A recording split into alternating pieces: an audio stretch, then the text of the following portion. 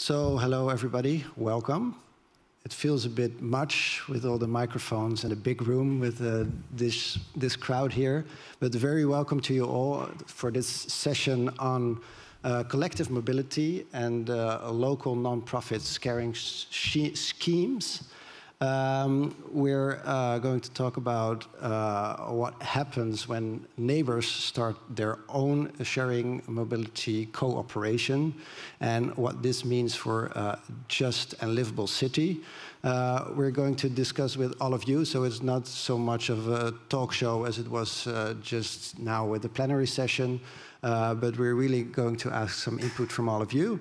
And we have three experts here that are going to share their perspectives, the perspectives of the user, of the supporting organization, and of the municipality. Here to my right is Julius van der Woude. He has actually started such a neighborhood cooperation for mobility on the newly developed area of Centrum Eiland here in Amsterdam. Yes. On my left is Walter Drescher. He is the founder of Deel, which supports several sharing cooperatives in The Hague with tools and coaching. And furthest away from me, I'm sorry for that, is Debbie Dekkers. She's a project manager at the CTO Innovation Office of the City of Amsterdam, and she is working together with citizens who are setting up their own cooperatives. And my name is Thomas van der Zand. I'm a programmer at Pakhuis de Zwijger on sustainability, and I have the pleasure to facilitate this meeting. We're going to set the groundwork with some presentations by you, and you're going to talk about the how, what, why of such local schemes. And then we're going to talk to all of you, but for now, I would also like to start with all of you, because I would like to know why you are here, what is your special interest in this subject, and with what questions did you already come to this room. So I have a microphone here. I can come into the room to all of you and just check if you have any questions before we start. So is there anybody who wants to share why they're here, or yes? Okay, so can we put this microphone on? Yeah? Yeah. Okay, so please state your name and just your question. Well, I don't really have a question, but, well, I do have a lot of questions. I'm Yuri. I work for the City of Rotterdam, and we worked with you, with Deel, and we tried the pilot in Rotterdam as well. I'm working there since March, and I heard a lot about the experiment we had, and I'm just really curious if we can, if we can do something with the follow-up and with the lessons learned from that. So I'm really curious about the story. We haven't met before, so that's we're probably going to do that. So I'm just really curious because this is the I think a subject that is very difficult for municipalities to work with, and it's really challenging for them, especially the internal organization. So I'm really looking for answers. How can we do that? That's my. So how far have you gone in your conversations just now, or setting up? At the start. So we're still evaluating. I'm still waiting for the evaluation, and once it's there, I hope to become active again to implement the lessons learned, and hopefully, have a nice answer to this challenging question of non-profit sharing schemes. Okay, thanks very much. Great to have you here. Any other input while you're here? So, who are you, and what's your input? Hi, my name is Marcel Schroeder. I'm from Springtime here in Amsterdam, and we are a design company that's very active in the mobility, the urban mobility. We work also for international shared mobility suppliers, and currently are also working on a project together with the City of Amsterdam and Munich on a neighborhood hub, which kind of combines logistics and also personal mobility. So in general, interested what's in the whole discussion. Okay, thanks very much. Anybody else? Yeah. Hello, everybody. My name is Charlie Groen. I work for Impact. And we're in this session because we have a service called Cozy Wheels, which actually is very close to this, because we organize car sharing between your neighbors in a very local level. So supplying all the needs you have for sharing your car with your neighbors, contracts, calendar, all these things, something that we enable. And that is a service that's really close to this. And here in front, my colleague Rita, she knows way more about it, but it's good. That's why hopefully this is going to be interesting. Thanks. Okay, cool. So very different perspectives here at the table, but also in the room, which is really nice. Anybody else? Any questions before we start? Yeah? So my name is Rita, and I'm a project manager at Impact.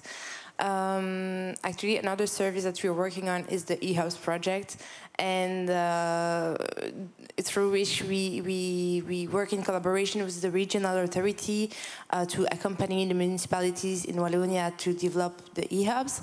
So it would also be good to know how eHubs can contribute to collective mobility and non-profit sharing schemes. Okay, yeah, so the connection between eHubs and collective mobility, also on a very local level. Thanks very much.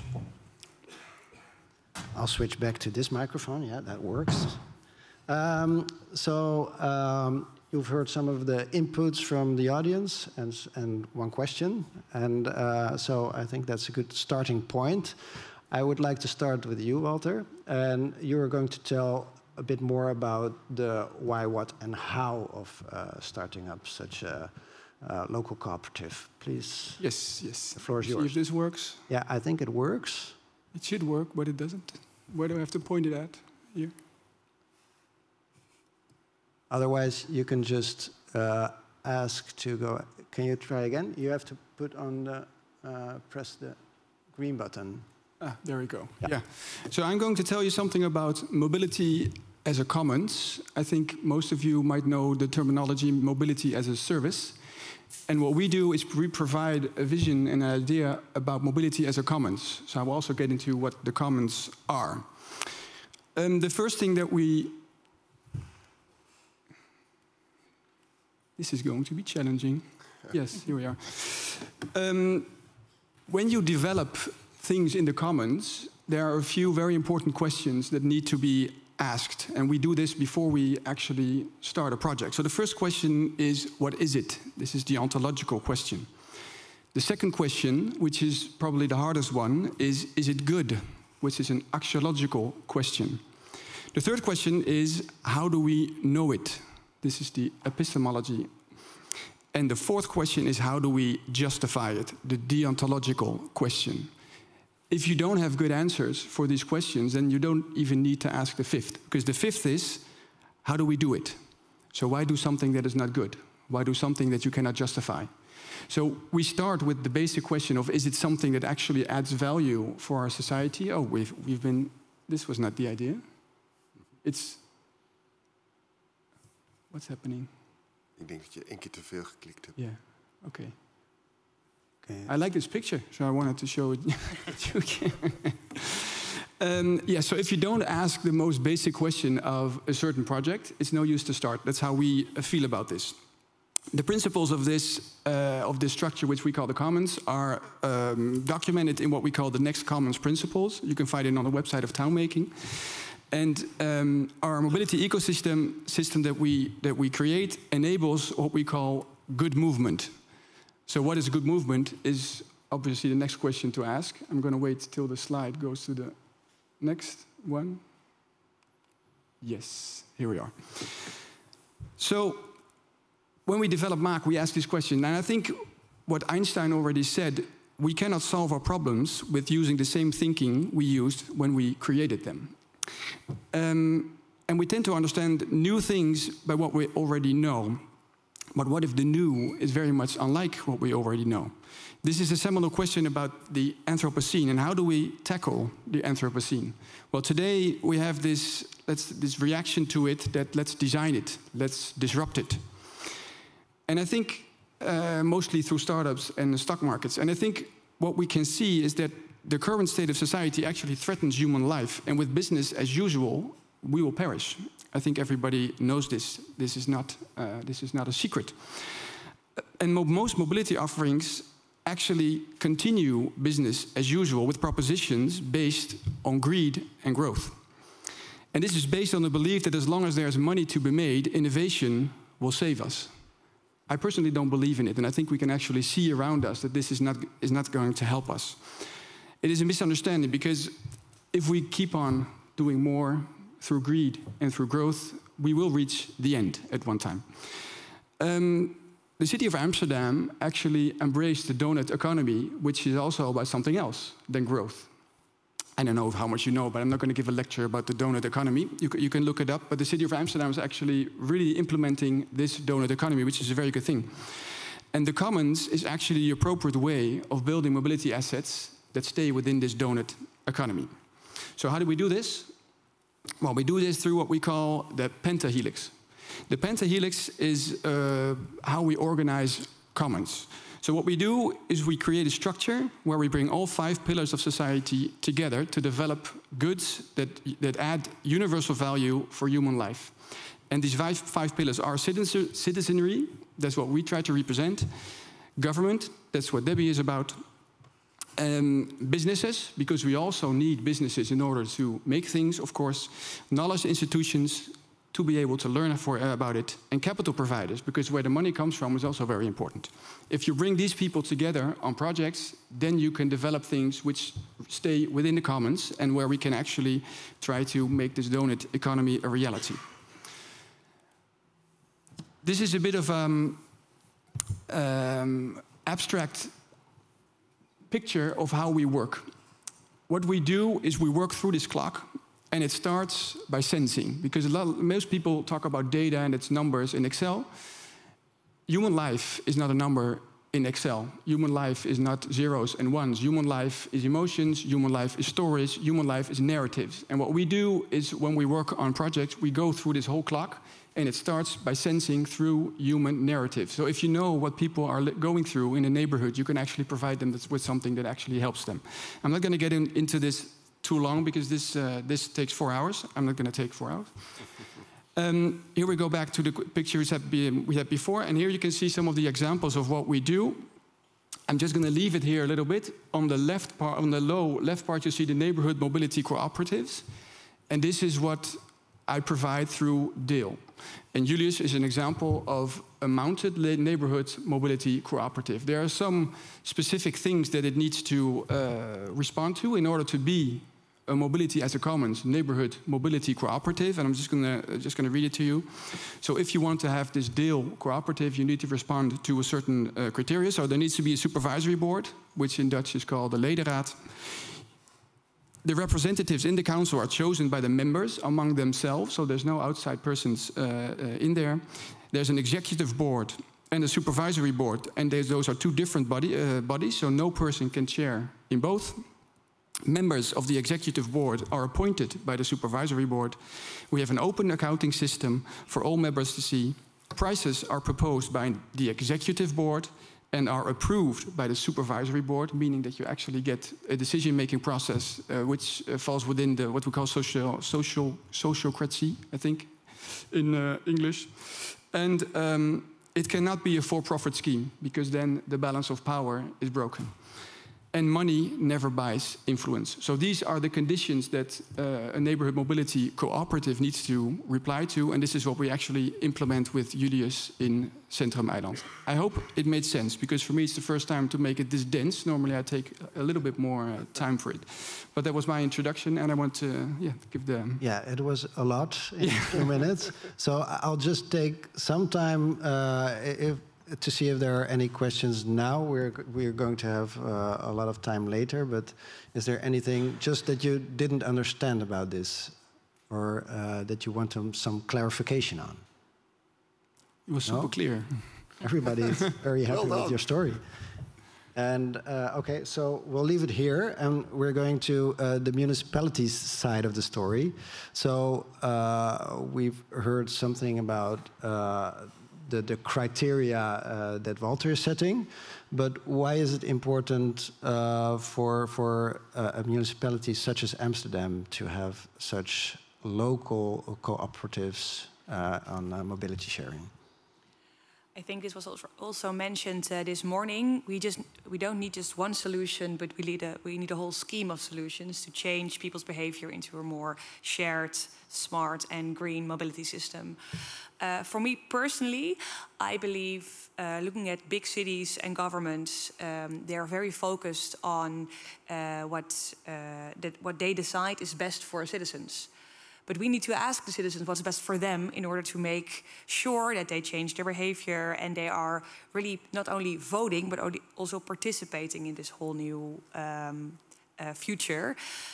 So yeah, for us, for me, it's important to give them a say in this new policy, but also give them a perspective, because they are the ones who take the car every day to work, or not every day, maybe every month. Who are we to decide what car or what mobility solution they need? They know best, so please involve them in changing, in building a mobility policy. But this is actually the other way around, right? They are not involved, but they have their own scheme, their own plan, and then they involve you, probably. Yes. So for me, it's maybe I'm too long in this field. For me, that's actually the same. We used to ask them what they want and then report back to our eldermen and say, hey, we talked to two people, this is what they want. But yes, I believe the future of participation or cooperation within the mobility field is this. They are equal to us as a city. Okay, and what is your experience in working together with citizens on this? It's actually very good, but it's also very hard. And I believe that my colleague from Rotterdam mentioned that as well. I am, as a young, innovative person who works for a government, not new to these kinds of initiatives, but for many years, my colleagues have been working from a perspective that they, as a government official, are the ones to choose what's best for citizens. And this perspective needs to change. And we, as a team, try to tell our colleagues. And I think initiative, as jullie are having, and the other initiative we have in Amsterdam, show the benefits of changing the way you look at citizens, or you cooperate with citizens. And I think a lot of it is an issue of trust as well between governments and citizens. Yeah. How do you try to build that trust? Through conversation, I believe. I think it's also the way we organized our policies is based on we as a city know what we want. We ask them, or we ask the market to deliver a solution that works through these principles. But if you make a principle based on a public market relation, that is not open for citizens. So you need to change within yourself the way you think or you look at the problem or at society. And when you do that, you open yourself up for these kind of initiatives, and they can show that they are that they provide a solution. Okay, I see your colleague from Rotterdam nodding a lot. Is there something that you would like to add, or is there something you would like to share with your colleague from Rotterdam? Okay, I'm coming to you because otherwise people listening on the stream cannot hear it. Thousands of people at home. But probably they're not here, so that's yeah. No, I get a lot what you're saying, especially with the organization, and I think also the new kind of role that civil servants need to have to be open for all these kinds of innovative ways of working, and I think it's, from what I hear up to now, it's already ways ahead of where we are from the city of Rotterdam's point of view, and I think that takes a lot of time and learning and developing, not only like what we do to the outside, but also what we do within the organization. Like it takes a lot of time to get all these voices or faces in the same direction. So I totally agree on what you said. Okay, thank you. So now let's go from theory to practice, because Julius, you started cooperation on Centrum Eiland, Yes. Deelcentrum. Yep. switching the microphones again. So please, could you tell us a little bit about that? Yeah, so I have 4 or 5 slides just giving you some context on where we live and how we're, which difficulties we came across. So this is an island in the archipelago of Eiburg, which is a rather recent development, with only the first blocks are being realized at the moment. So there's only 70 buildings realized, and the government made a city plan which has very little open public spaces for parking lots. So that was our main issue when we started living there. And especially for some other people, this is really an issue. We have a public, a private parking space, but a lot of people don't have that. So that was one of our initiative or initial ways of asking ourselves, so how do we organize our mobility issues in this area? So yeah, some numbers, not very important. Next. So, and that's what we all, I think, really liked about the whole city plan. It was really open, very little space for the car, which means that the public space is very open and nice and green, which is beautiful and probably, in the end, a very nice place to live. And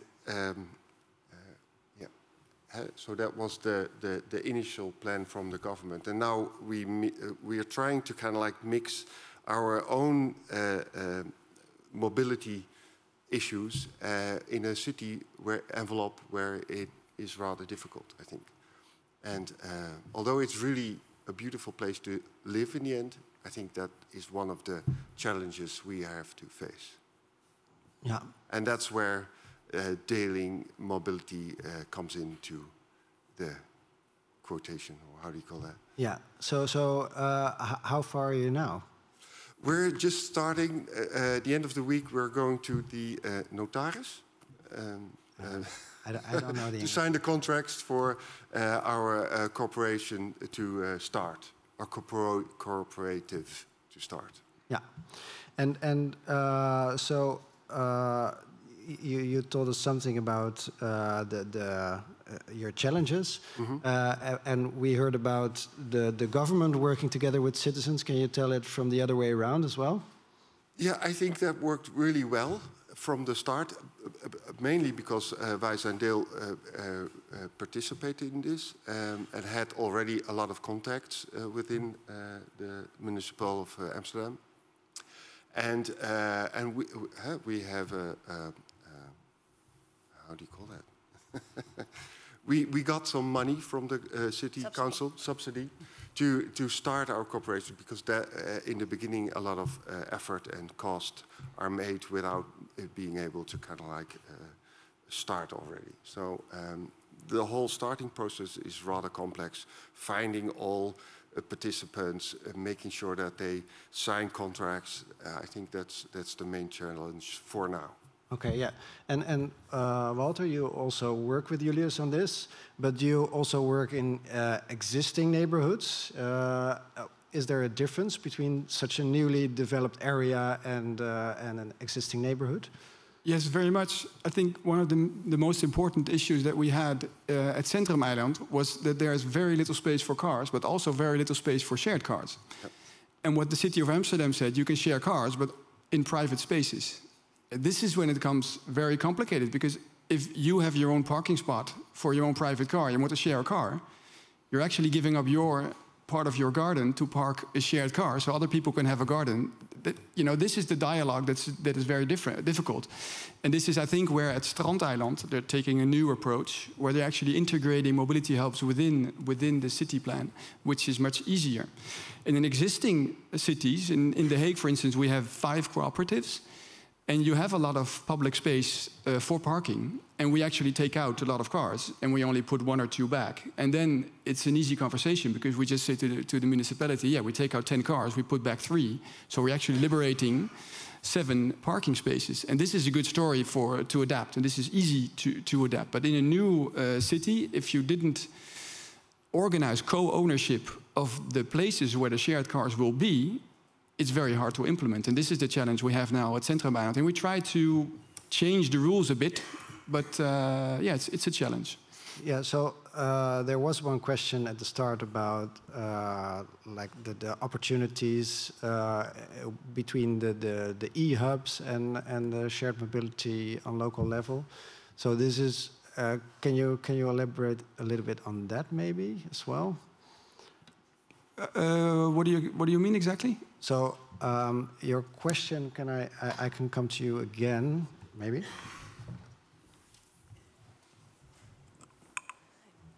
So my question was how actually the e-hubs can contribute to the collective mobility and non-profit mobility schemes.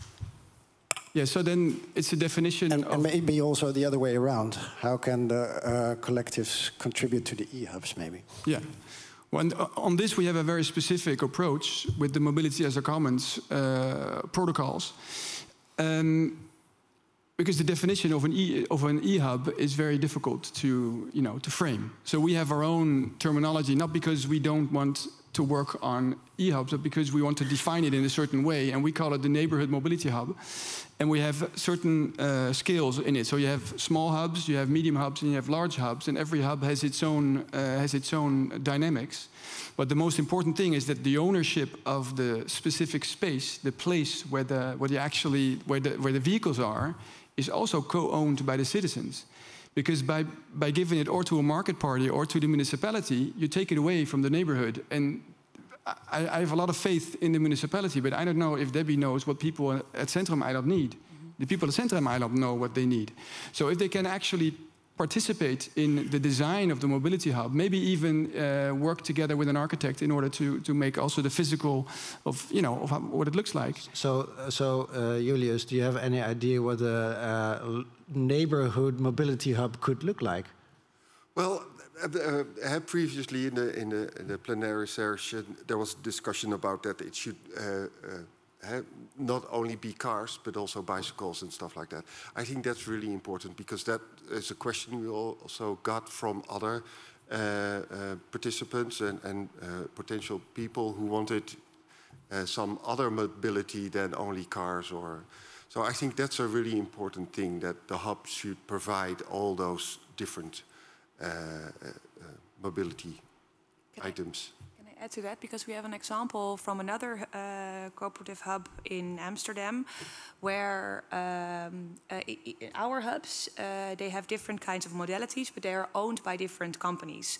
When you give a neighborhood a hub, they can also change their payment scheme. So, for example, they make shared cars a little bit more expensive and give out e-bikes for free, because they want to encourage people to cycle more instead of using a car. If I ask this to our mobility providers in our who have a permit in Amsterdam, no one will do that, because they are just one modality based. Some have a few, but this is so new, and this is what I believe. Why I believe this initiative is very nice, because it adds value in a different way that we've been adding value through a market-based mobility hub. So you just need citizens to create a different kind of value. And how do you listen to this story of the difference between newly developed areas where the neighborhoods are already created with less parking spaces? So maybe people have to do the shared mobility on their own in their own gardens. Or the older neighborhoods, how do you look at that? For example, in the development of a new island, that is the Strandeiland in Amsterdam. I think this is just so new that it's hard for me to tell what I like best. I do like the fact that you as a VVE, like a building, provide your own mobility, because it's inside your building, it's part of the communal asset you have, so that's okay. But then in the end, we as a city, we are responsible for mobility in the whole city. If you cannot if you don't see what's happening inside Julie's building, you cannot provide solutions to help them get out. Or so we need to make sure that if there's an initiative in a private area, it connects on a certain level. It could also, you shouldn't decide what's in your mobility hub based on what's outside, but at least we should know from each other what we're doing. So I think that's the first step. And I think in the already existing city, the urge to change to less parking spots is much more talked about than in these newly developed areas, because they are developed through certain principles, like a car-free city, less parking spots. So it's much easier. And for example, I live in Houthavens. It's also a very low car area. And I know that a lot of people moved to that area because they don't have a lot of parking spots. So it's a different people living there. So it's a different mindset already from the start on. Okay, yeah. So I want to open this to all of you. And I saw there was already one question. So I'm coming to you. Thank you. Yeah, the discussion moved away from it a little bit, but I was wondering, so the concept of taking away parking spaces seems to be the most effective way to get people to move away from or to move towards other modes of mobility. I wonder if there is, first question, is there an alternative way to do this? Instead of taking something away, a more positive approach by making the offering better of different modes? That's one. And second, in Eiburg, do you think the biggest, and maybe Strand-Eiland as well, the biggest challenge is it to convince the people living there that they can do without a car and to use alternative modes, or to get shared mobility within the region, which is the biggest challenge of both? Who do you like to answer? You can decide amongst yourself. I can give an answer to your first question.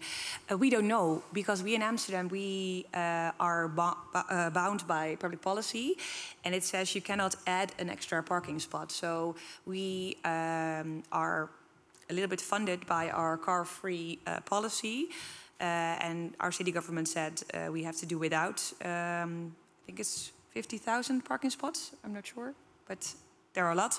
So it was easier to fit in this narrative to make sure that we can add something on the street, because building an e-hub is adding something, and we're allowed to add, we are not allowed to add something. So we have to remove parking spot and then add the mobility hub. But it could be interesting, because I know that I call this the car sharing, I don't know how to say it in English, but in order to make sure that people get rid of their own car, they need to trust the alternative. So you have to put a lot of more cars in the streets, so people don't plan their journey and then there's no car there. So I could imagine from this perspective that adding something would be a good solution as well. But we didn't test this in Amsterdam.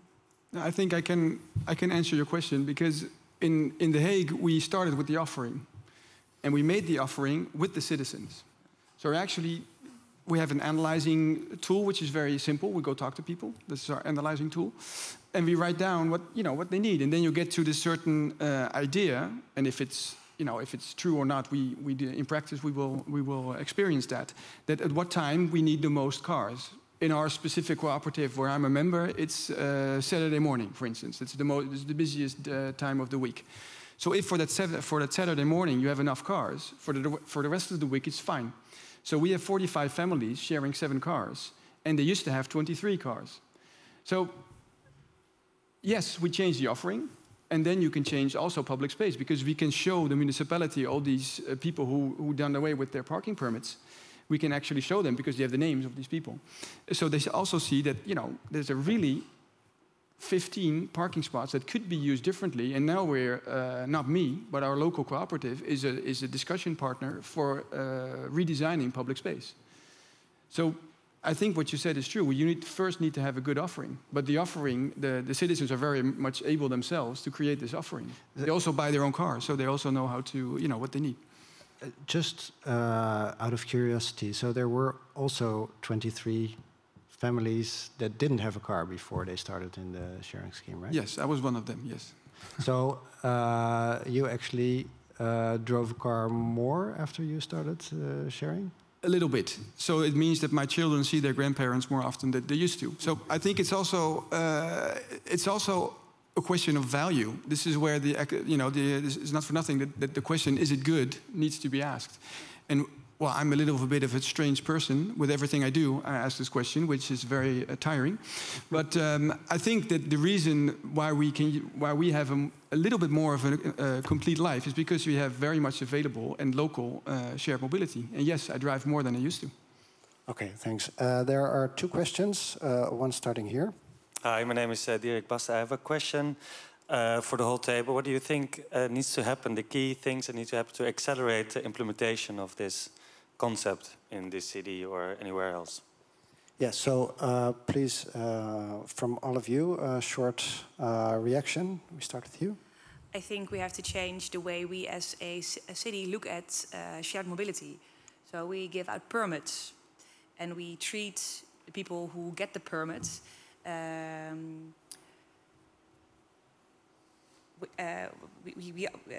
very zakelijk, very... Yeah, business-like. Business-like, yeah. And I think you cannot have a business relation with someone that shares the city with you. So you have to make sure that you change the way you cooperate with citizens in comparison to the way you used to give out permits to businesses, for example. So you provide them with information. You need to change your own attitude as a permit giver. Is it also that citizens don't want to deal with a lot of different people from the municipality? Also, yeah, it's also very bureaucratic. I'm not sure. Did you did the permit process, or was it another? It was not approved. No, because it's it's not made for citizens. Yeah.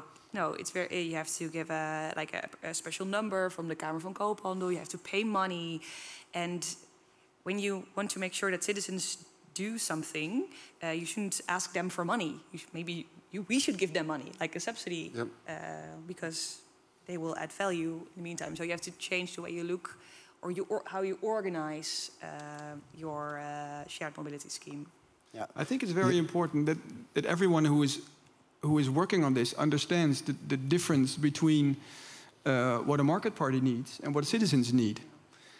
They can come together. If you organize it in the right way, they come together. But if you treat them separately and you have the business on one side and the citizens on the other, they will not come together because they don't have the same needs. A business needs to make money, which is fine, and it needs to make a profit, which is also fine. So it wants to sell you big cars, as expensive as possible for the highest price possible. A citizen needs to be able to move around in the smallest vehicle possible, which is much easier in the city. So if you don't get this together in what we call the pentahelix, then you don't get all the different, I can't find a word in English, the behoeftes. You need to combine the needs. And if you don't bring them together, then it will be a struggle. And if you work together, it's not a struggle, it's a dance. And then you can find solutions together. And that gives business to businesses, and it gives a good solution for citizens. Julius? I think what's really important for us is we're starting is to see that how other cooperatives that organize this and the payment scheme, how we can explain it to our users very simply, because that raises a lot of questions. It's like, how expensive is it? I think a lot of help and communication is needed there to convince people to kind of like put away their own car and start sharing. Yeah, so you need some like proof of principle of other tools in order to convince the other neighbors to join you. Yeah. Okay, does that answer your question? Yeah, I'll first go to the person behind you. First question for Julius and maybe Walter as well. Did you look at logistics as well? Because when I look at the Centrum Island, it looks very suitable to say that at the entry of the island there could be like a point from which all the packages could be distributed over the island, maybe by a local initiative? Not yet, but I would think that would be really interesting, especially if you consider it as a hub and a place where everything comes together, so the bike maker and the scooter renter or whatever. I think that would be really interesting as a development scheme for our own cooperative. That would be really nice, I think. We do have some hubs where there's like a logistics safe at the point where the vehicles are.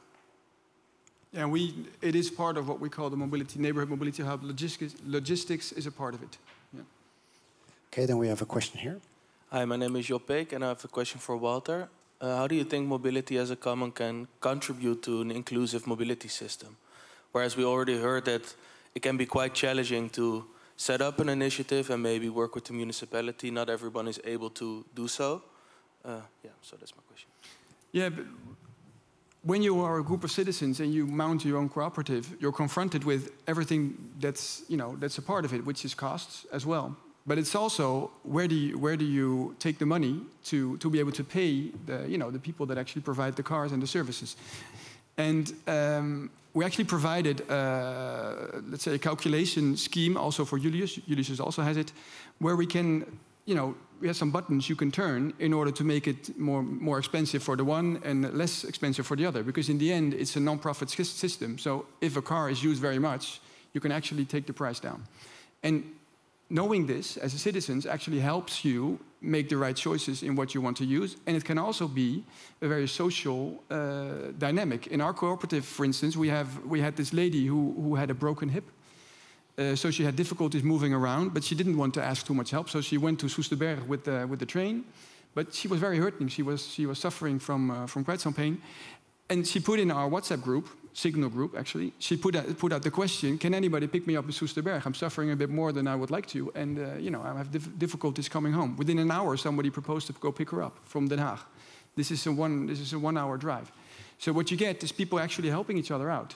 And we're not asking money for it. I mean, this lady was just, she had the time to do it. So she went there. And so I think this is actually helping the inclusiveness. And if we have a neighborhood with, for instance, a lot of social housing, you can have a scheme where the people in the social housing project pay less, maybe. Maybe as a community, you want to make it less expensive for people in social housing because the municipality actually forces us to use electric cars. In the end, an electric car is always big because they don't make small electric cars. So it's always more expensive than a small Toyota Aygo, for instance. And a Toyota Aygo we cannot use because it's against the rules. So how do you help these people? By maybe giving them a discount. Do you have any experience in pricing differences? Yes, that's what we do. That's one of the most important things that we do, actually. Yeah. And we actually, the whole idea of subsidizing bikes by making the car more expensive is something that we can implement. Because then as a group, you have your own definition of what is good and what do you want to for your own neighborhood, and you adapt the pricing model accordingly. Okay, I've got a new question coming over to you. Yeah, for the whole table, but what was talking about it, even though I completely agree with you, but don't you think there's a bit of a tension between saying that people should do that voluntarily, and in the end, of course, it's a plan you make up as a city. So I can imagine in Centrum Island, people are generally for this kind of initiatives, but if you do the same in Kattenburg, I'm not so sure if people would be happy giving up parking spaces. Although I completely agree with the plan, but the idea that it's completely voluntary, I'm not so sure about that. And there's somebody here in front of you who wants to say something about that as well? Yeah, I was wondering, it's a question for Debbie, because I'm also part of the deelcentrum on Centrum Eiland. I know when plans were made for the island that they were talking about a hub, but it was too early, so they stopped developing. And instead of thinking further, they took away the parking spaces. So it became our, how do you say, a problem, or it was our thing. So our biggest thing to join is we want to drive electric and don't want to own a car. But how flexible can the gemeente be to adjust their plans? Because the next island, there are 18 hubs, and Centrum Island, we have to do it. So a question about how to do it voluntary, or can we do it voluntarily, and how flexible can the municipality be in this? To adjust the plans. The plans are set now, but how flexible can the plans be? I'm not an urban planner, but I know that we're not that flexible. Especially in Amsterdam, we have to, when you propose a change in public space, you have to go through certain checks. And of course, I like the fact that hubs are already in the plans when you build a building, but a building in itself is not flexible at all, because maybe the future of mobility looks very different in 10 years, and then you have built a hub.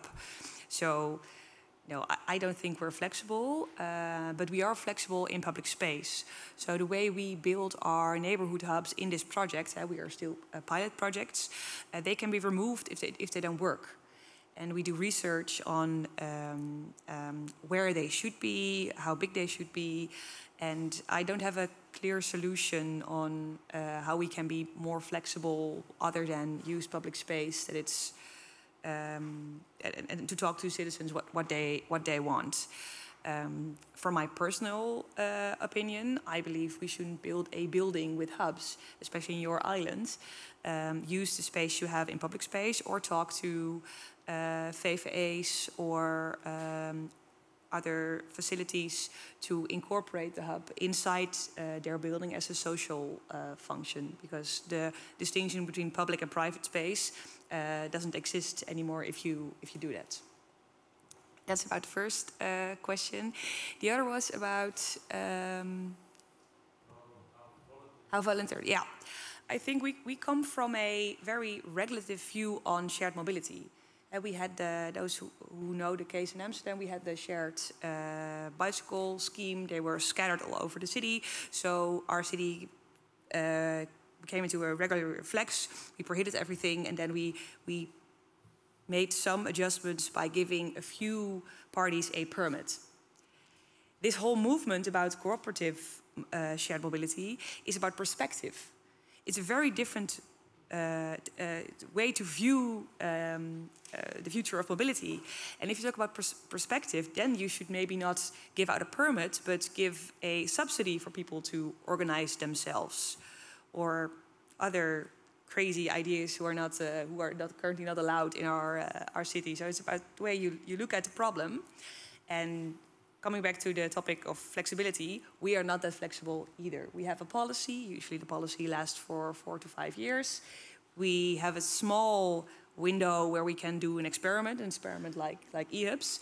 But one of the successes is that we have been piloting for 4 years now with 15 hubs. We are creating new policy with a new city government. A mobility hub, or actually the citizens asking for a mobility hub in their area, is now part of this new policy or proposed policy. So we can be a little flexible, but still, from a government perspective, 5 years is flexible. But yeah.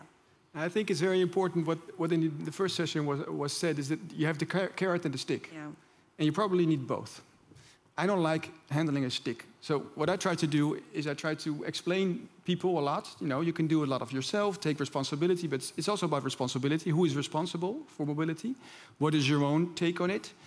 And then we obviously need every now and then a little stick in order to make some things impossible. Because mobility is not something that just gets there and then you respond to it. You create mobility needs by providing mobility. So mobility is one of the most easiest things to regulate, because if you want to take away a traffic jam, you close the street. You have no traffic jam anymore. The street will be empty if you put a fence in front of it. So, and people will find their way around it. People will drive less. This has been, for hundreds of years, this has been the case. So the more mobility you facilitate, the more mobility you get. So this is the stick part. And people who don't, who have difficulties adapting to a new reality, I think we can, educate is maybe not the good word, but I think you can help them transition and make them understand that their life will probably also improve when they adapt to this new reality. And I think you were the one also saying that people need to give up something. I don't believe that people are actually giving up something. They are changing their ways. and they mostly gain something. I have 7 cars for the price of for 15 euros a month. I have 7 cars I can use. I don't think this is expensive.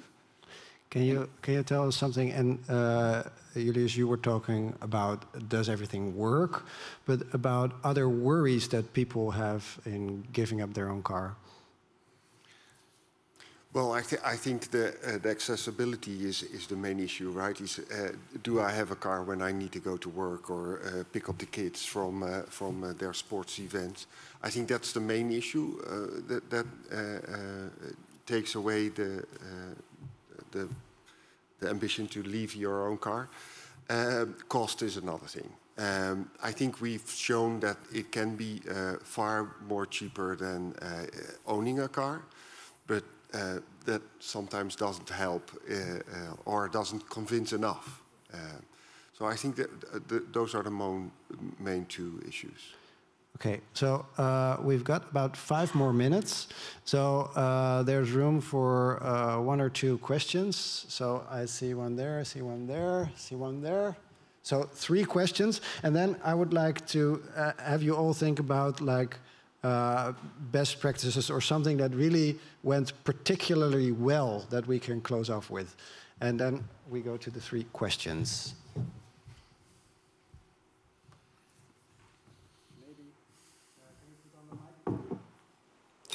Maybe we get all 3 questions at once, and then you can choose which question to answer. Very 17. Yeah, I think I have a question basically for Walter, but maybe also for the others, because I like the optimism of Walter and a kind of positive vibe about we need maybe more carrots instead of sticks. But I'm also a little bit worried about the fact that we really need to accelerate this transition.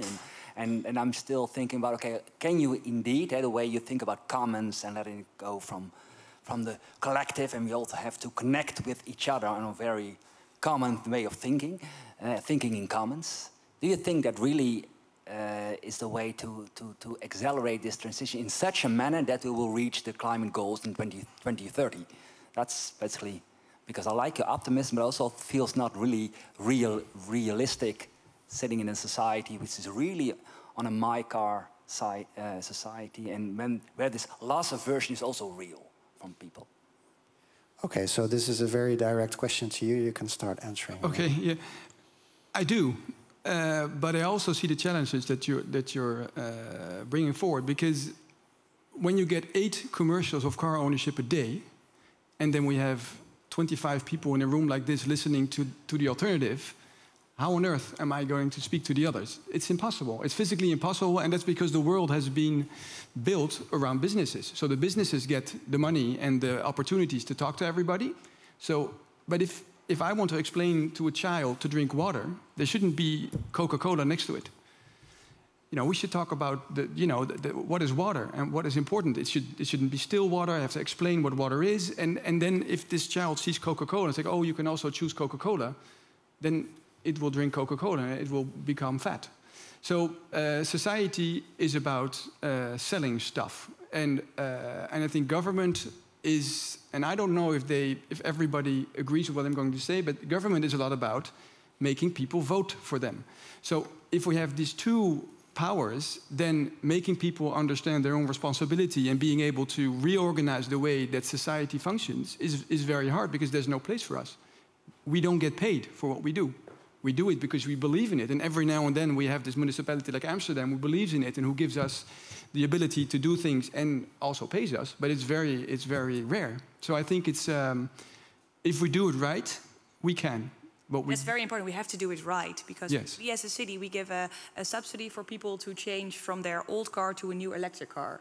But we don't give out a subsidy for people to share a electric car. Why is that? I think if we do that, then this whole movement will go much faster than we are currently in. Yeah. All right, thanks. Okay, the last 2 questions. Thanks. Yeah, my name is Elizabeth. I'm a city councillor here in Amsterdam. And I was just wondering, because the topic is really these cooperative community-led hubs. And I remember discussing the new hub strategy somewhere in the last year, I think the last months in the council. And I was surprised how much it was still very much like market versus government, a sort of very classic, like we need to look at the providers, you know, that are in the market. And I was just like, wait, where are the, well, these examples, right? Like where did the citizens go? Where did the community-led examples go? So I was wondering, well, I think your last thing you just said is a good example, but like what would be necessary to really actively promote this and not just, I think what's happening now, it's kind of like in the margins, like a nice example in Eiburg, like, oh, that's nice, little subsidy. But, you know, if we would really actively want to promote these kind of models, then what is necessary for that? Okay, I think we need to tell our story. Yes, and I think Zeger Ernsting is doing a really good job. I mean, he is always emphasizing this. So we need, I don't know if we need more Zegers, but I think we need, and I don't know if it's a question of understanding or a question to be able to express it, but we're very keen on training, because right now we're in discussion with the Ministry of Infrastructure and Water to see if we can train them on what the commons are and how you develop commons within a society. And if we don't get the idea, this is not something that I do personally, this is something that we do as a group. And we really want to do that because we need time to explain it. This is not enough time to explain what the commons really are and how it works. But if we get time to train, especially government people, I think we can accelerate it. Julius, do you have something to add to this as well? No? Okay, then we have the last question here. Maybe a hard one to end on, but I want to talk a little bit about prioritization. So if everything's a priority, nothing's a priority, and the reality is that there's a lot of kind of weighting that goes into the decision about where a new hub is or whether this collective action problem can be solved. And I wonder if you can talk a little bit about that tension, you know, let's say between public space and sustainability benefits or community interest and sort of the viability from a market standpoint. How does the city, either the city or the community, kind of think about weighting in that decision-making process? Either the city or the community. We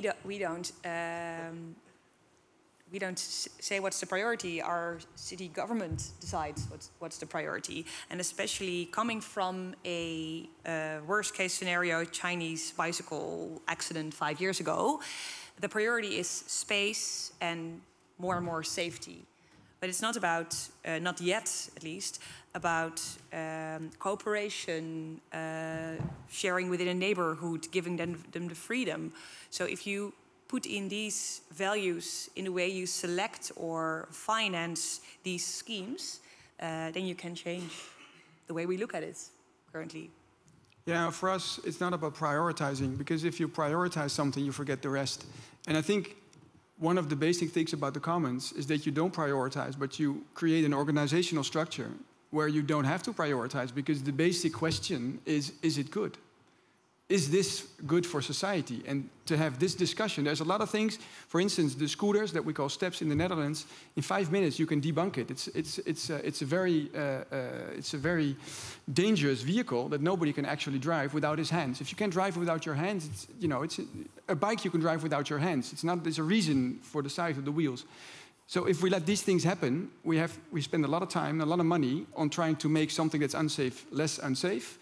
And we let things in public space that we could have prevented if we would have a common structure where we can actually have discussion on, before. And it's very hard to make a decision, but that's a government thing, and I understand the difficulties of it. That if you conclude that it doesn't deliver what it promised, mainly getting people out of cars, it doesn't deliver that. I think all science says so. But you can't just all of a sudden say, okay, let's take them all out, because it doesn't deliver its promises. It actually changes the promises, because now it says, well, people get used to not owning and they will share. And then they get kids and they buy their car. So it's prioritizing is for us a little bit dangerous, because then we tend to forget that what you forget then gets this big monster that you have to take care of afterwards. Maybe to close on a positive note, we need to talk a bit more about what is good, because when you do this, before you start making a policy or before creating a hub, you have a common understanding in what you want, and when you know what is good, then you can do good for your neighborhood, the city, or even the planet. And there's no one person who decides what is good. That is the pentahelix. With the 5 pillars of society, you decide what is good and what's not good. Okay, so we've now made the journey back to your presentation again. I hope that answered your question enough.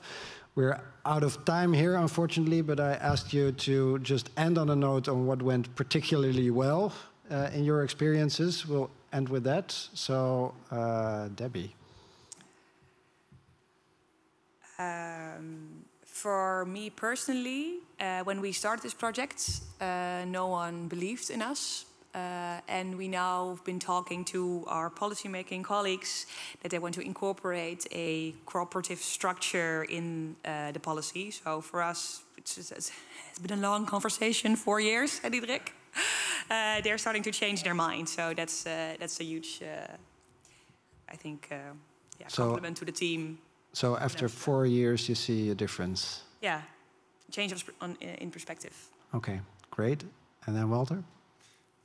I don't think I have to add something to that. I think we really got to know each other as a citizens organization who tried to do good with the municipality, and we're getting results. So, yeah.